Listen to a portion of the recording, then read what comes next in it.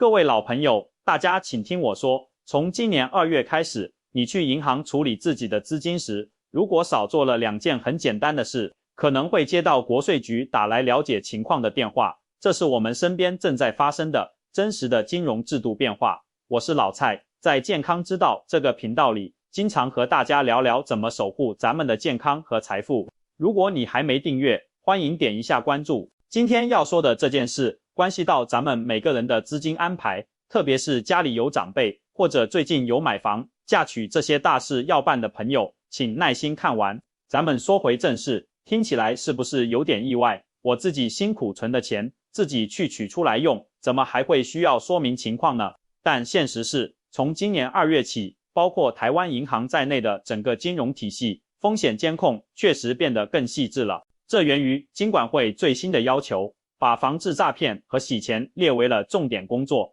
银行和国税局之间的信息联动也比以前更紧密。我在金融行业里服务了10几年，以前大家常问怎么理财利息高，但现在问的较多的是，蔡先生，为什么我取自己的钱？会员会问的比较详细。如果你心里也有这个疑问，今天我就把这里头的道理给大家讲一讲，大家弄明白这件事，可以避免以后一些不必要的困扰。这通常不是柜台人员有意为之，根源在于整个大环境有了新重点。金管会已将防治洗钱列为2026年金融检查的重点领域，这意味着金融机构需要更有效地识别和防范相关风险。银行作为资金流通的关键环节，责任很重，系统自然会设定得更审慎。当你的账户出现金额较大、频率较高或模式比较特殊的交易时，系统可能会自动提示。我们服务人员看到提示，就需要按规章多做一些确认。这对咱们储户来说，意味着以后处理资金，尤其是现金，需要多一份注意。那什么样子可能被关注呢？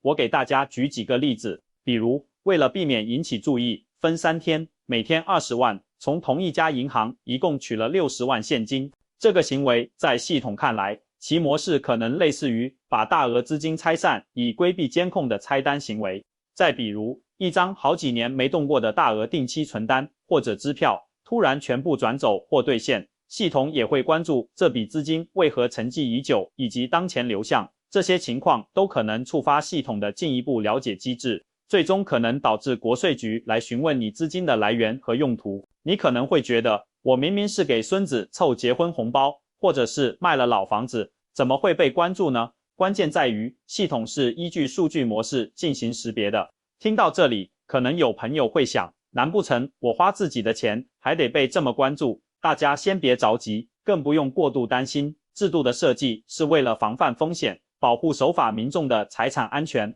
只要咱们养成2个小小的好习惯，就能化解大部分的疑问。第一个动作就是清楚填写用途，不管是在柜台填单子，还是在手机银行上转账，那个备注或用途栏，建议尽量不要空着，哪怕简简单单写上子女结婚用、医疗手术费、装修房屋款这几个字，就是为这笔交易提供一个合理的说明，系统识别起来就更清晰。第二个动作就是妥善保留凭证。什么是凭证？就是能证明这笔钱去向的任何书面记录。比如你取钱是为了付装修款，那就把装修合同、付款收据拍个照存好。如果是给子女买房赞助，相关的定金收据、买卖合约就是很好的证明。现在手机拍照很方便，甚至在通讯软件里和家人的相关聊天记录截图，都能在需要时作为参考。这些凭证有助于说明情况。可能有人觉得多这么一步骤有点麻烦，但大家可以想一想，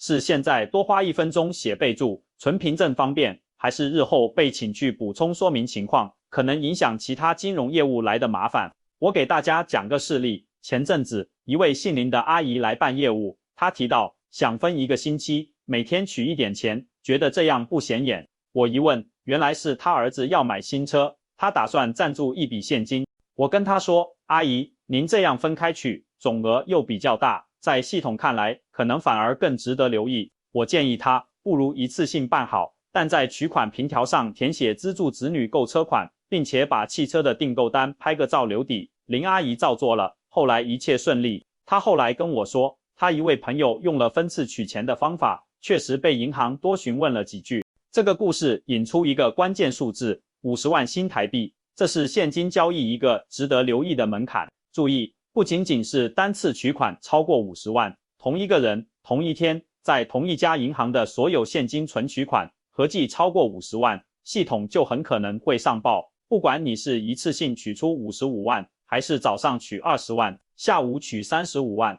总额效果是一样的。所以，如果真有超过50万的大额现金需求，能通过转账解决的，比如直接转账给车商，就尽量使用转账。如果确实需要取现，请务必填写好用途。再讲一个关于老本的事例，有位姓吴的爷爷，早年存下一笔长期定存，一直没动。这2年因为家里有事需要动用这笔钱，结果来办理转存的时候，系统发出了提示。看着吴爷爷有些紧张，我向他解释，吴爷爷，您的资金是合法的，没有问题。但系统发现一笔静置多年的大额资产突然被启用并转移，他需要了解原因，这是反洗钱程序的常规了解。我协助他把当年存款的凭证以及现在需要资金的家庭事务证明，如医疗单据等，整理了复印件，并让他自己用手机拍好保存。吴爷爷后来表示，幸亏当时保留了证据，心里很踏实。所以重点不在于我们的资金不合法，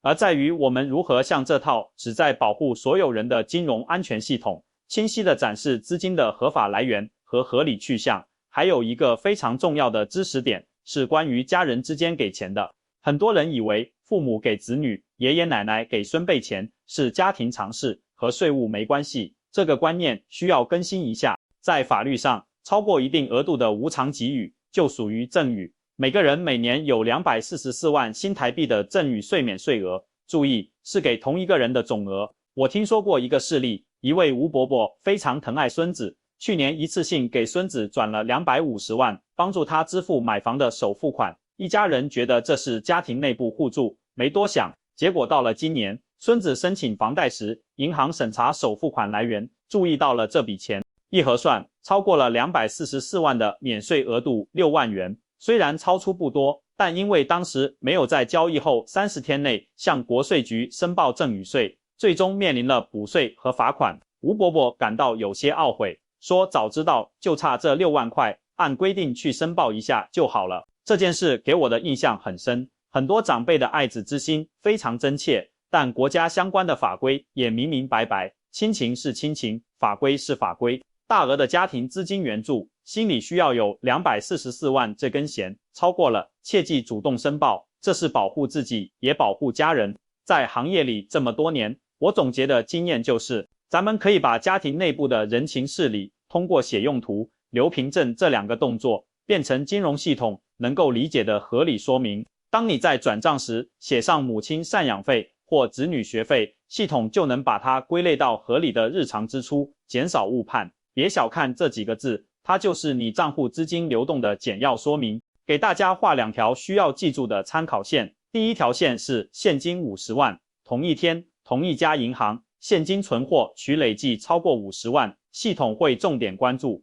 应对方法是大额支付优先选用转账，必须使用现金时，请填写用途。第2条线是赠与244万，每年赠与他人，包括子女的财务总值超过这个数额，务必在30天内申报赠与税。这里的财务包括现金、房产、股票等任何有价值的东西。接下来我再说说3种长辈们比较容易无意中引起关注的情况。第一种，化整为零，分次取现，觉得一次取太多显眼，就分几天跑不同网点去取，这在系统的识别模型里恰恰可能是值得关注的交易行为。其实正常一次性办理，配合清晰的用途说明，反而更便于理解。第2种，家人转账不留言，觉得都是一家人，转个账不用写备注，但在系统看来，这是一笔没有说明的大额资金划转，来源和目的不清晰，容易引发了解，写上生活备用金、节日红包就能清晰很多。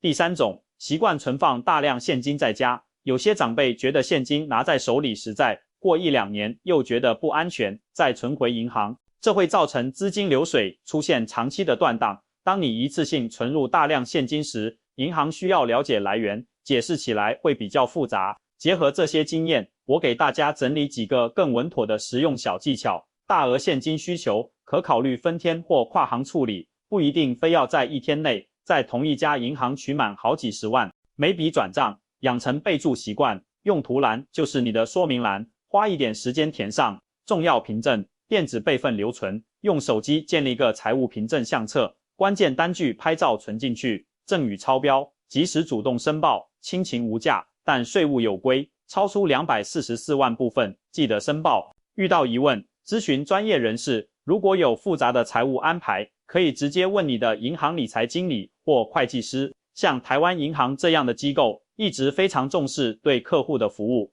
他们的专业人员会给你提供合规的建议，这些建议不是束缚，而是让咱们的资金在安全合规的前提下顺畅流动的好习惯。我常听一些老朋友感叹，现在社会进步了，怎么用钱的规矩好像多了？我总是这样解释，规则变得更细致，不是为了限制守法百姓，而是要防范风险，让那些从事非法资金活动的人难以得逞。咱们和国家目标是一致的，维护金融秩序安全，保障个人财产平安。咱们配合好，把用途写明白，证据留齐全，既是对自己负责，也有助于整个社会的金融安全。根据观察，绝大多数被了解的交易，其实都是因为没写用途或一时说不清来源造成的。一旦被列为需了解的情况，需要去补充说明，来回沟通，费时费力，还影响心情，不太值得。而且大家要知道，随着科技发展，相关的风险监控网络会越来越完善，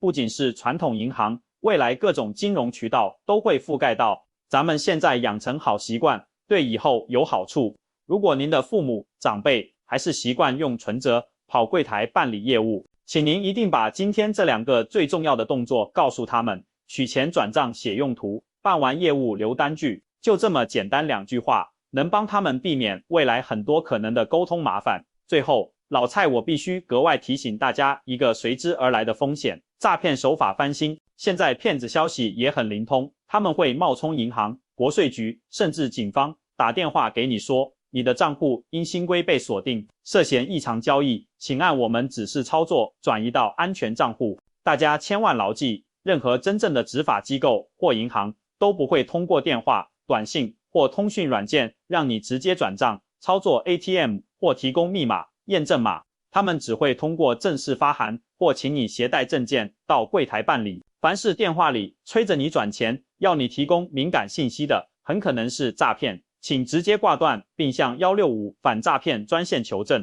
金融制度的完善是为了共建一个更透明、更安全的环境。咱们老百姓只要了解这些基本的门道，稍微调整一下习惯，就能安安稳稳地管理好自己的劳动成果。咱们的日子越过越好，手里的积蓄也会越来越多。学会这些理财护财的小知识，就是为了更好地守护咱们的财富，让咱们的健康之道走得更稳当、更舒心。好了，今天的分享就到这里，希望对大家有帮助。如果您觉得老蔡讲的实在，请您点个赞，把它分享给家人群、朋友群，特别是转给父母、长辈看一看。也欢迎订阅我们健康之道的频道。我是老蔡，咱们下期再见。